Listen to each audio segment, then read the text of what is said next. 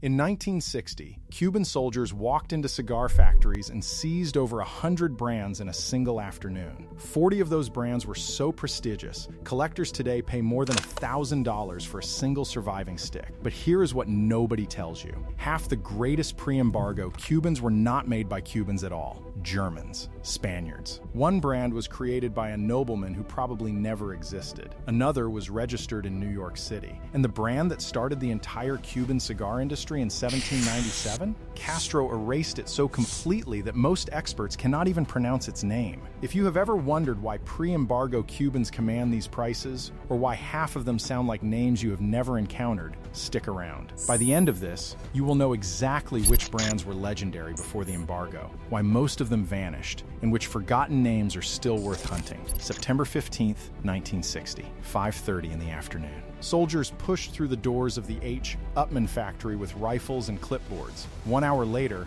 they had Partagás. Ramon Cifuentes, the man who owned it, later described the moment. They came inside and said, "We are here to intervene the company," and they did not allow me to take anything from there. His wife would later take a job at Bloomingdale's. By 1962, Cuba Tobacco had consolidated the survivors into 25 brands. The rest were simply discontinued, their names removed from registries, their factories repurposed, their legacies left to crumble in boxes hidden in collectors' humidors. Here is what makes this different from any other industry catastrophe. A company can vanish completely, and the cigars it left behind will keep working for 50 years with no help from anyone. No firmware updates, no subscription required, just proper storage and patience. Let us start with the one that started everything, Cabañas, 1797. The first private cigar brand ever registered in Cuba, launched while Spain still held a tobacco monopoly that technically made commercial cigar production illegal. Francisco Cabañas did not wait for permission. He built his factory, created his brand, and began exporting to England and the United States before Spain officially lifted restrictions in 1817. He was selling Cuban cigars internationally while the Spanish crown still claimed exclusive rights to Cuban tobacco. Picture a tobacconist shop in 1830. Every brand you will ever recognize, Monte Cristo, Romeo y Julieta,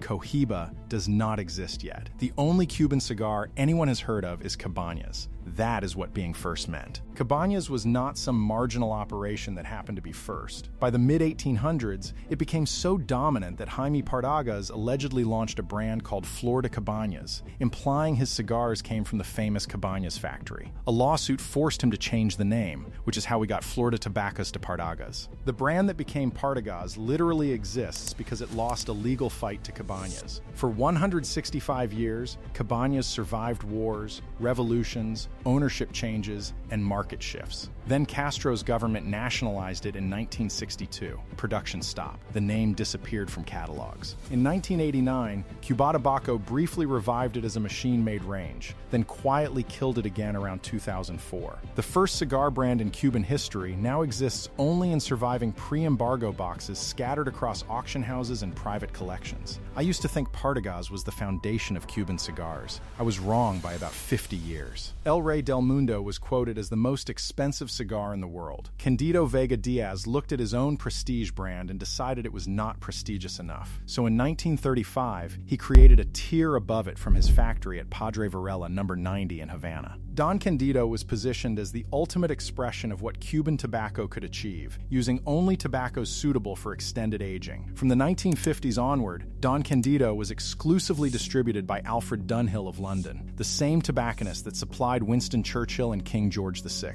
If you wanted to smoke what experts would later call the best cigars ever made in Cuba, you had to walk into a Dunhill shop and ask for a brand most people had never heard of. Don Candido was not killed by nationalization. It was killed by its own distributor. In 1982, Dunhill launched its own branded Cuban cigar line. The same year, Don Candido was discontinued. Dunhill effectively murdered its exclusive secret weapon to make room for its own vanity project. If you find a surviving Don Candido from the 1960s, you are holding something that commands serious money. 6 Don Candido Estupendos sold at Sotheby's London in 1999 for £3,900, over £600 each. That is not nostalgia. That is the price of extinction. And you are also holding proof that prestige has nothing to do with brand recognition. The best was invisible to almost everyone. Speaking of invisible aristocracy, Rafael González. In 1928, a brand called La Flor de Marquez appeared, created according to its box inscription by the Marquez Rafael González, Grandee of Spain. The original boxes still carry that inscription today. There is only one problem. No evidence exists that this Spanish nobleman ever lived. Historians have searched. Cigar researchers have dug through archives. The title Grandee of Spain was a specific, documented honor. There should be records. There are none. The most likely explanation is that Rafael González was a marketing invention, a fictional aristocrat created to give the brand an air of inherited elegance. But the brand that was probably built on a lie created something real. Rafael González was the first marca to develop the Lonsdale Vitola, named after Hugh Cecil Lowther, the 5th Earl of Lonsdale. Every Lonsdale format cigar smoked anywhere in the world today traces its name to this brand and a British Earl. The fictional Grandee of Spain gave us a Vitola category that became an industry standard. Every time a collector reads the words Grandee of Spain on those boxes, they are reading marketing copy from the 1920s that nobody ever challenged. If Rafael González was built on a lie about its creator, St. Louis Rey was built on intentional exclusion.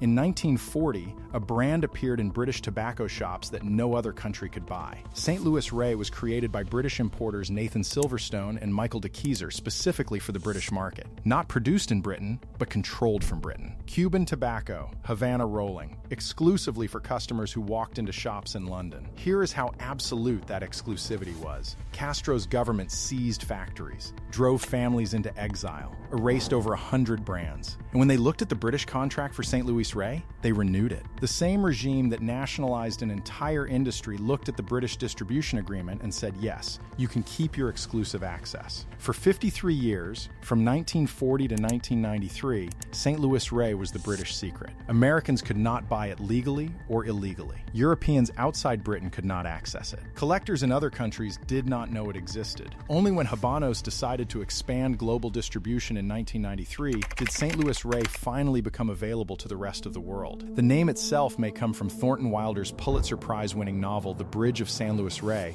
published in 1927, a literary reference for a literary market. Britain got cigars that matched their self-image while the rest of the world got nothing. Now we reach a brand that everyone should know and almost nobody does. Por Larrañaga, founded 1834, and almost nobody knows its name. This is the oldest Cuban cigar brand still in continuous production today, 190 years. Rudyard Kipling immortalized it in 1886. There is peace in a Larrañaga. Theodore Roosevelt smoked them. For decades, the brand earned the nickname the University of Havana. Its factory was considered the training ground for the finest rollers in Cuba. The skill that went into other legendary brands, Partagás, Montecristo, H, Upmann, was often learned inside the Por Larrañaga walls first. And in 1925, Por Larrañaga became the first Cuban brand to introduce machine-made cigars. Machines imported from America that slashed production costs and trained new workers in weeks instead of years. The hand rollers boycotted. Strikes shut down production. Labor unrest threatened the entire operation. Eventually, the factory backed down and returned the machines. The oldest continuously produced Cuban cigar brand carries this history inside it. The first attempt to mechanize Cuban cigar production failed because the workers refused to let it succeed. That tension between tradition and efficiency, between craft and commerce, lives in every Por Larrañaga that has been rolled since. Now the uncomfortable truth about Cuban cigar heritage. When people picture the founders, they picture Cuban families passing down generations of knowledge. Sometimes they picture Spanish immigrants building empires in Havana. They do not picture a German businessman creating two legendary brands in a single year. Emilio Ohmstedt arrived in Havana from Germany. In 1848, he established a factory and registered two brands. Sancho Panza, named for the character from Don Quixote, and El Rey del Mundo, meaning King of the World. El Rey del Mundo became what the name promised. For decades, it was quoted as the most expensive cigar on the planet. The brand that would later spawn Don Candido as its even more exclusive tier started with a German immigrant who saw an opportunity in Cuban tobacco and built a dynasty. Both brands survived him. Sancho Panza nearly closed around 1898, then was re-established in the 1900s, changed hands multiple times, and returned returned to the Rey del Mundo company by the mid-1930s before nationalization seized both. Today, El Rey del Mundo exists in a diminished form,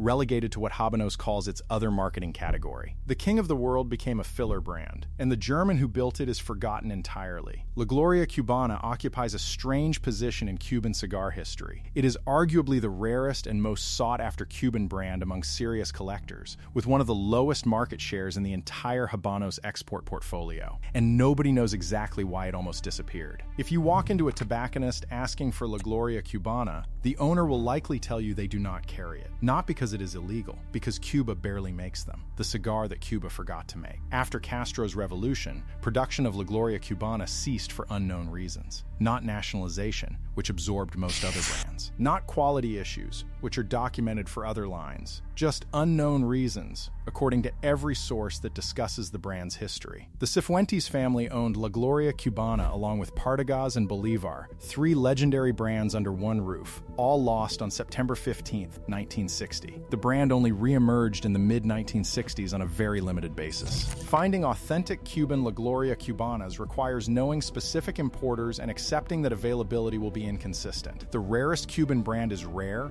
not because of the embargo or collector hoarding, but because Cuba itself decided to barely make it. For collectors, this mystery is part of the appeal. What was special enough about La Gloria Cubana that Castro's regime stopped making it? What happened in those factories between 1960 and the mid-60s? The answers may not exist anymore. Fonseca breaks every expectation about what a Cuban cigar brand should be. Francisco E. Fonseca started in Havana. By 1903, he was running a factory at 169, a street in New York City. By 1907, when he officially registered the brand, he was an American citizen. Look at a Fonseca box today. The trademark logo features Francisco Fonseca's portrait surrounded by two symbols. On one side, the Morro Lighthouse of Havana. On the other, the Statue of Liberty. A Cuban cigar brand with the Statue of Liberty on its logo, registered by an American citizen operating out of New York. Fonseca also invented the practice of wrapping cigars in thin Japanese tissue paper and housing them in individual tin tubes. That innovation became the tubos format that companies still use today.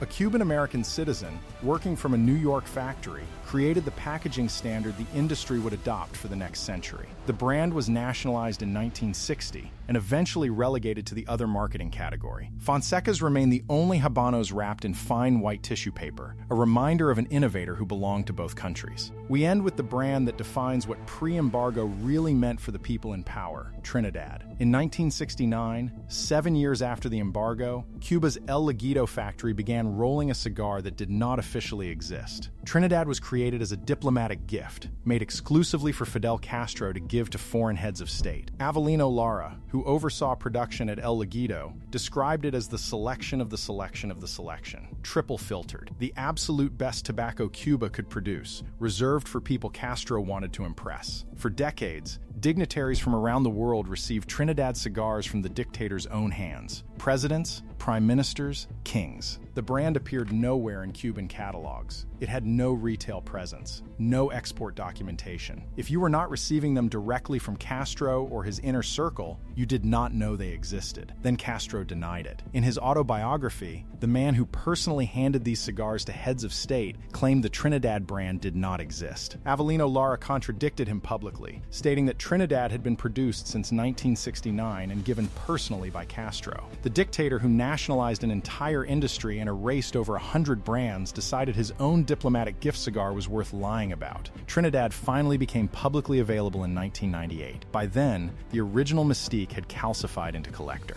obsession. Pre-commercial Trinidads, the ones from the 1970s and 80s that were never supposed to exist outside diplomatic channels, command prices that reflect their impossible provenance. You have now heard 9 names that represent what was lost, what was hidden, and what was lied about across 160 years of Cuban tobacco. The first brand ever registered, erased so completely most cannot pronounce it. A super premium tier killed by its own distributor. A fictional Spanish nobleman who created a Vidola standard. A British secret kept for 50 years. The oldest surviving brand that tried to mechanize and was stopped by its own workers. A German immigrant who built 2 kings. The rarest brand with an unexplained disappearance. An American citizen with the Statue of Liberty on his logo. And a dictator's gift he later denied making. If you want to hunt these, The names to search are Don Candido, Rafael González pre-1965, and any box stamped with the Cuban seal used between 1931 and 1961. Auction houses in London still surface them occasionally. Learn to read the date codes. Learn to recognize the seals. The brands that survived the consolidation were the ones the state found useful. The brands that disappeared were the ones that threatened to be irreplaceable. If you have handled any of these, if you work in this space and know something the documentation misses, drop it in the comments. And if you want to see which post-embargo brands inherited the recipes the exiles carried out of Havana, that video is coming next.